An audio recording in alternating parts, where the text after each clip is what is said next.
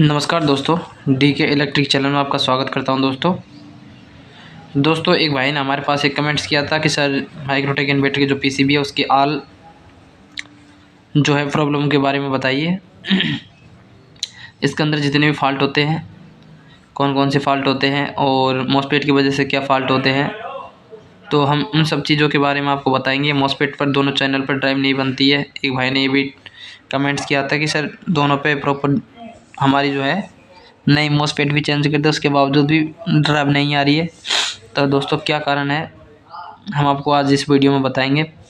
और लूमिनस की जहाँ तक हो सके, जितना हो सके उतना हम कोशिश कर रहे हैं कि सभी फॉल्ट की जो है सर्किट डायग्राम के हिसाब से आपको वीडियो बनाएं।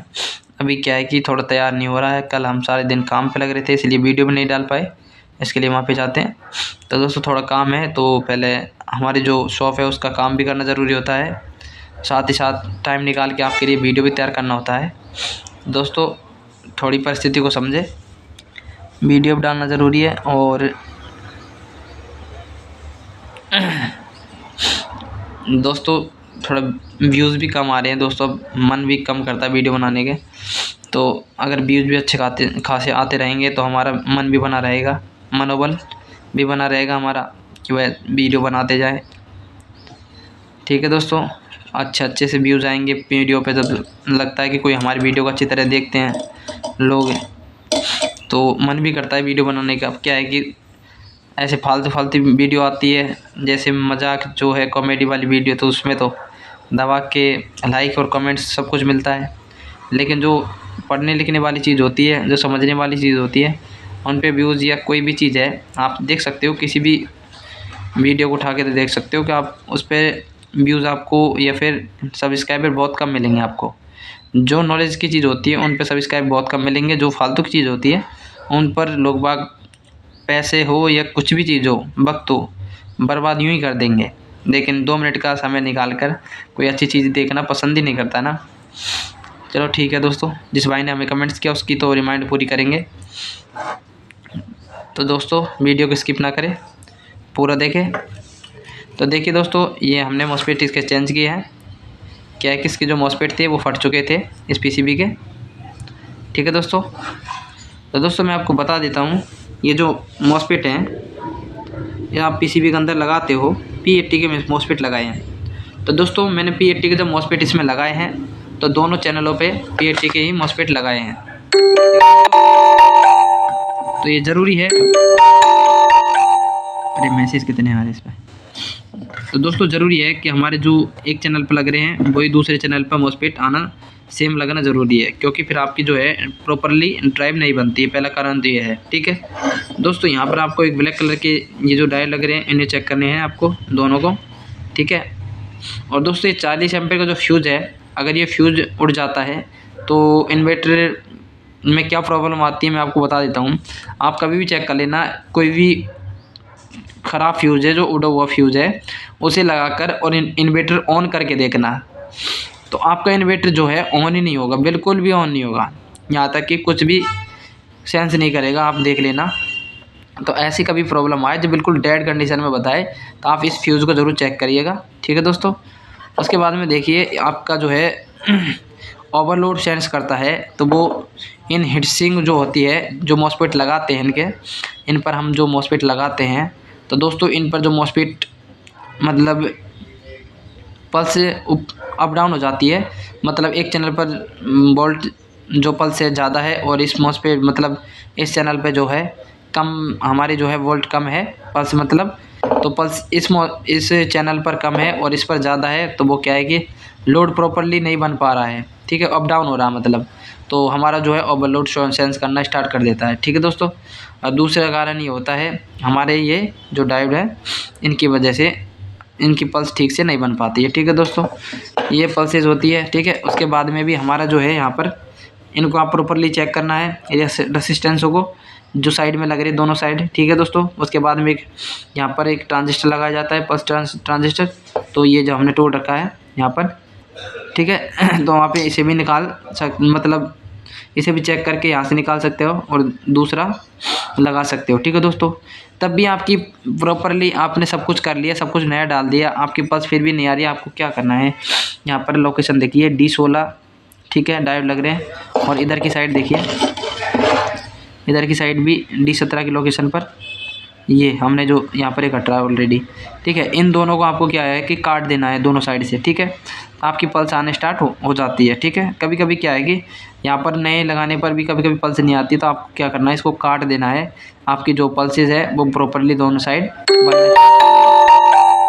ठीक है दोस्तों, उसके बाद देखिए आपका मॉस्फेट का जो है ये पल्स ठीक हो गया। ठीक है, पिन नंबर 1 पर जो है हमारी ये 5 वोल्ट नहीं आएगा, हमारा इन्वर्टर ऑन ही नहीं होगा। ठीक है, चलेगा नहीं मतलब। ठीक है, आपका अगर इस पर एक वोल्ट नहीं बन रहा है, पिन नंबर 1 पर रीसेट पिन है जो कि तो दोस्तों आपको क्या करना है, यहाँ से बार जो 12 वोल्ट की जो सप्लाई होती है हमारी पीसीबी के अंदर, आपको नेगेटिव और पॉजिटिव पे रख के आप मल्टीमीटर और इसको चेक करना है।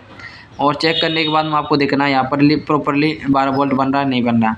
ठीक है, यहाँ पर 12 वोल्ट बन रहा है। उसके बाद में आपको क्या है, D6 के लोकेशन पर एक डायोड लगाया 4007। ठीक है, ये वाला यहाँ पर इसको चेक करना है ये कहीं ख़राब तो नहीं हो गया। ठीक है, उसके बाद में यहाँ पर 7805 लगाया गया है। इसके जो है एक सिरे पर आपको देखना है 12 वोल्ट और दूसरे सिरे पर 5 वोल्ट निकालना चाहिए। ये अगर 5 वोल्ट नहीं निकाल रहा तो आप 7805 को चेंज करो, आपकी सप्लाई है जो निकालना स्टार्ट कर देगा। ठीक है दोस्तों, उसके बाद में आपकी जो यहाँ पर 5 वोल्ट 7805 5 वोल्ट निकाल रहा है, उसके बाद में आपको D17 पर एक चेक करना है यहाँ की लोकेशन पर कि यहाँ पर जो है आपकी पल्सेस प्रॉपरली आ रही है या नहीं आ रही है। ठीक है, यहाँ पर आने के बाद में आपके पिन नंबर 1 पर जो है सप्लाई आना स्टार्ट हो जाएगा। ठीक है दोस्तों, ये हो गया हमारा ऑन होना, कार्ड का ऑन होना मतलब हमारा चालू कंडीशन में है। ठीक है, अब हमारा चालू तो हो गया इन्वर्टर, अब प्रॉब्लम आ जाती है मेन सेंस करने की। ठीक है, तो मेन सेंस नहीं करता है तो आप क्या करोगे, यहाँ पर 2 ऑक्टो कपलर लगाए गए हैं, आप इन दोनों को चेंज कीजिए। ठीक है, उसके बाद में भी नहीं होता तो आपके ये जो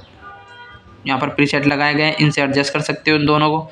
आप पे एडजस्ट करना नहीं आता है तो आप दोनों प्रीसेट को चेंज कर सकते हो, रिप्लेस कर सकते हो।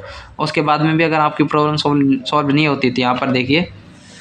हाँ जी भाई, तो दोस्तों D16 की लोकेशन पर नहीं सॉरी R16 की लोकेशन पर यहाँ पर एक रेसिस्टेंस लगाया है, उस पर चेक करना है आपको। ठीक है, उसके बाद में D1 की लोकेशन पर एक डायोड लगाया जीना डायोड, उसके बाद में R15 पर यहाँ पे आपको देखना होगा 1.1 से 1.5 वोल्ट के करीब आपको यहाँ पर देखना है।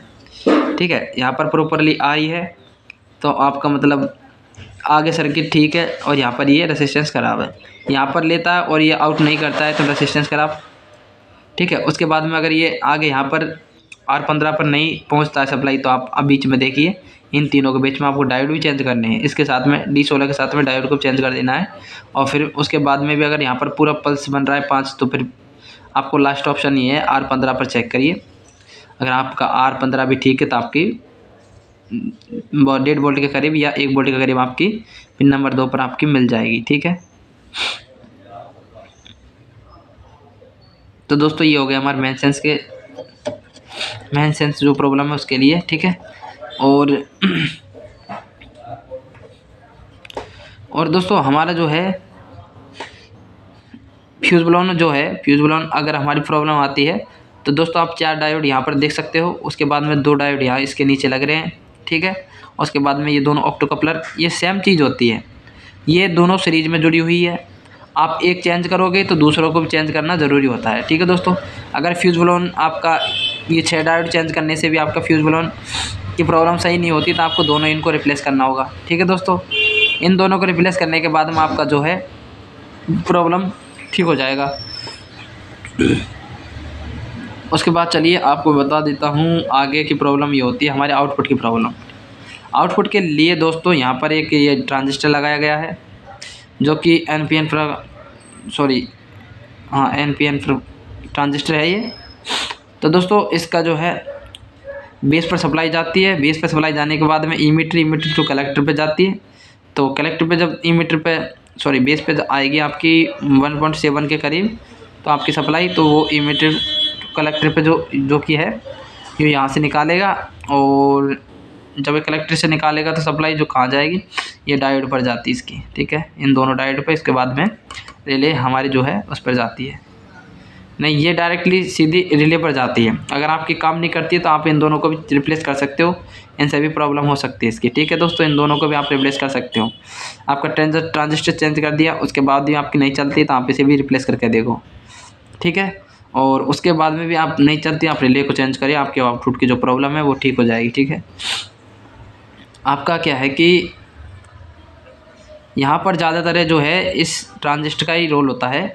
ये ट्रांजिस्टर जो है यही ख़राब होता है सबसे ज़्यादा, और इसकी ख़राब होने की वजह से ही हमारे जो है आउटपुट की प्रॉब्लम आ जाती है। ठीक है दोस्तों, और ये दोस्तों ये वाला जो ट्रांजिस्टर लगा है ये बजर के लिए लगाया गया है। यहाँ पर फैन ड्राइव का जो है शायद ये वाला फैन ड्राइव के लिए लगाया गया है ट्रांजिस्टर, ये फ़ैन है इसके लिए लगाया गया है।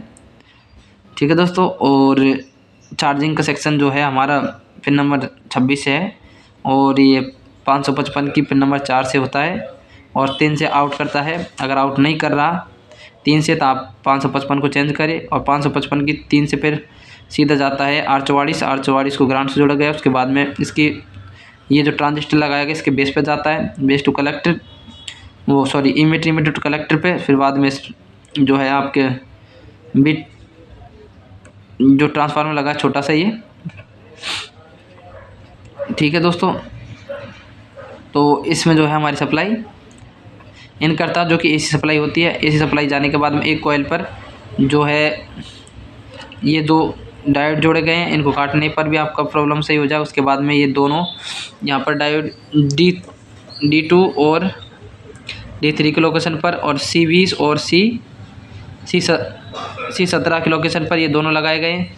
अगर आपका ये प्रॉपर्ली काम नहीं करता है तो आप इन दोनों को रिप्लेस करो, क्योंकि ये जो सप्लाई जा रही है इसी से ही जा रही है, ये इससे कनेक्ट है। ठीक है दोस्तों, इन दोनों को भी इग्नोर ना करें। सबसे ज़्यादा इंपॉर्टेंट है कि ये यहाँ पर लगे हैं तो आप इन्हें ज़रूर चेक करें कि आपकी जब ये सप्लाई नहीं जा रही है, सब चीज़ ठीक है आपकी, तो उसके बाद में आपको इसको चेक करना है, इन दोनों को रिप्लेस कर दे, आपकी प्रॉब्लम ठीक हो जाएगी। अगर आपका चार्जिंग मेन ले रहा है और चार्जिंग की बत्ती गुल है तो आप इन दोनों डायोड को काट दीजिए, आपकी बत्ती आना स्टार्ट हो जाएगी। और चार्जिंग का जो है सेक्शन यहाँ से है। ठीक है दोस्तों, अगर बेस से जो हमारी सप्लाई जाती है कलेक्टर से, उसके बाद में इसमें जाते हैं। इसमें जो सप्लाई जाती है वो आगे पीछे की साइड में 2 कॉइल है, फिर उसके साइड में इसकी इस ट्रांसफार्मर के एक साइड में 2 कॉइल होती है जो कि सप्लाई इन करती है, और जब आउट करती है तो 4 कॉइल बनी हुई होती है जो कि ये आधा हिस्सों में बांट देती है।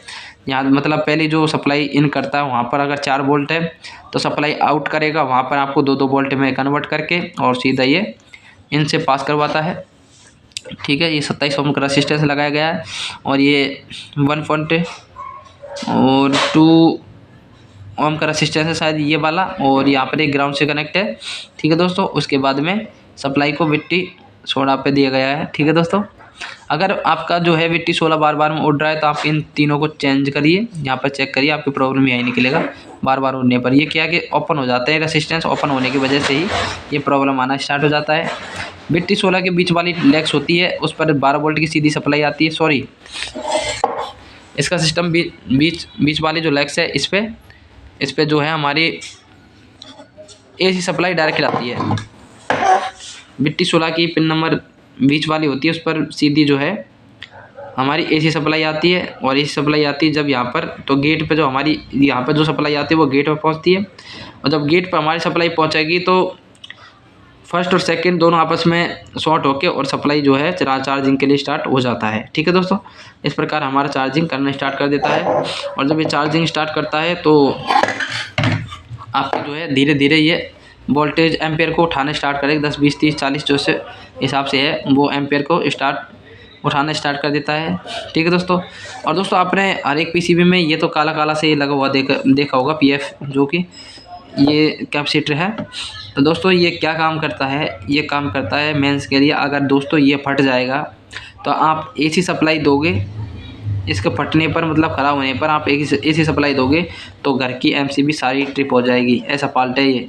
अगर आपके पीसीबी के अंदर ऐसा फॉल्ट हो रहा है कि मतलब आप एसी सप्लाई दे रहे हो और एसी ऑन करते के साथ में आपकी एमसीबी सारी डाउन पड़ जाती है, तो आप इसे चेंज करके देखना, आपकी प्रॉब्लम जो है ठीक हो जाएगी। आपका मतलब इन्वर्टर ऑन नहीं होगा जब तक ये ठीक नहीं होगा। ठीक है दोस्तों, उसके बाद में देखिए ओवरलोड जब सेंस करता है तो हमारा जो है पिन नंबर 5 से जो ओवरलोड सेंस करने का वो है, पिन नंबर 25 से भी है। नहीं सॉरी 21 से, पिन नंबर 21 से है, ठीक है। तो दोस्तों ये जो ट्रांजिस्टर लगाया गया है ये ओवरलोड के लिए लगाया गया है। यहाँ पर ये जो यहाँ पर एक ट्रांजिस्टर है, ये ओवरलोड सेंस करता है, इसको भी ओवरलोड के लिए लगाया गया है, जो कि LM324 से जुड़ा हुआ है। आप LM324 चेंज करते हो, आपका ओवरलोड प्रॉब्लम ठीक होता है। अगर आपका तब भी ओवरलोड प्रॉब्लम ठीक नहीं होता तो आप इस ट्रांजिस्टर को चेंज करिए, आपकी प्रॉब्लम ठीक हो जाएगी, ठीक है। और तब भी ठीक नहीं होती तो आप मॉस्फेट की जो है पल्स यहाँ पे चेक करिए, माइक्रो कंट्रोलर की पिन नंबर 27 और 28 पर चेक करिए। अगर दोनों सेम आ रही है तो ठीक है, अगर कम ज़्यादा हो रहा है ना, आपकी पल्स, आपके दोनों चैनल की जो पल्स है उसे मतलब इक्वल करना, बराबर करना दोनों को, तब जाके आपके ओवरलोड जो प्रॉब्लम है वो सॉल्व हो जाएगी, ठीक है दोस्तों। उसके बाद में देखिए, अगर आपका जो है इन्वर्टर, आपका ये जो इन्वर्टर है वो ट्रांसफार्मर जब कब चार्जिंग करता है हमिंग की आवाज़ करता है, मतलब मैग्नेट बनाता है, हमिंग की आवाज़ करता है, कभी भी ऐसी कभी प्रॉब्लम हो तो दोस्तों यहाँ पर भाई राम राम। तो दोस्तों ये 555 एक IC लगाई गई है और यहाँ पर एक ग्राउंड से एक मतलब एक PF लगाया गया है, कैपेसिटर लगाया गया है, ठीक है दोस्तों। और एक रेसिस्टेंस और एक ये वाला रेसिस्टेंस, इनको चेंज करिए, आपकी हमिंग की जो भी प्रॉब्लम है सारी प्रॉब्लम है ठीक हो जाएगी। ये इम्पोर्टेंट है। आपकी अगर कभी भी ट्रांसफार्मर हमिंग का प्रॉब्लम करता है तो ये 555 IC को चेंज करिए, इसके साथ में इन दोनों को भी चेंज करिए, ठीक है दोस्तों। तो दोस्तों आशा करता हूँ कि आपको जो ये जो वीडियो है वो आपको पसंद आया होगा, और दोस्तों जानकारी भी अच्छी लगी होगी, बढ़िया लगी, अच्छी लगी होगी आपको भी, और हम ऐसी जानकारी आपको देते रहेंगे, ठीक है दोस्तों। अभी ये लास्ट एक कनेक्टर के बारे में और बता देता हूँ दोस्तों। ये जो कनेक्टर लग रहा है तो इनके 2 पॉइंट कॉमन होते हैं, ये न्यूट्रल के दोनों, यहाँ पर देख सकते हो, ये दोनों को दोनों जो है कॉमन है न्यूट्रल। ये आउटपुट, ये इनपुट के लिए है 225, ठीक है, ये आउटपुट 200। और यहाँ पर देख सकते हैं आप फ्यूज बलोन के लिए ये वाला जो कनेक्टर है, और ये इनपुट लाइन के लिए ये है, आउटपुट लाइन के लिए इसको लगाया गया है, ठीक है दोस्तों। इनपुट लाइन वाला AC जो सप्लाई लेता है इससे, और आउटपुट जो निकालता है इससे निकालता है, ठीक है। फ्यूज बलोन के लिए इसको उपयोग में लिया गया है, न्यूट्रल जो हम एक को मतलब इन दोनों में से एक को ले सकते हैं न्यूट्रल के लिए, ठीक है। अगर आपका ये दोनों मतलब फॉल्ट हो जाता है तो आपको क्या करना है, यहाँ पर भी 2 साइडेड मतलब 2 पिन कनेक्टर को यहाँ पर लगा कर इनपुट आउटपुट वोल्टेज आप यहाँ पे भी दे सकते हो, ठीक है। आजकल क्या है, पुरानी जो PCB होती है उनमें एक रिले लगाई जाती है चार्जिंग की, उसमें क्या है कि आउटपुट इनपुट के लिए जो है फ्यूज बलोन के लिए उसी के अंदर हमारा जो है वो मतलब कनेक्टर उसी में लग जाता था, ठीक है दोस्तों। वो पुराना मॉडल था शायद। तो दोस्तों आशा करता हूँ आपको मेरी वीडियो पसंद आई होगी दोस्तों, अच्छी लगी होगी। तो इतनी जानकारी दे रहा हूँ दोस्तों, तो इतना तो बनता है कि मेरी वीडियो को पूरा देखें और सब्सक्राइब करना ना भूले। अगर मेरे चैनल पर नए हो दोस्तों तो चैनल को सब्सक्राइब ज़रूर करिएगा। तो थैंक यू दोस्तों।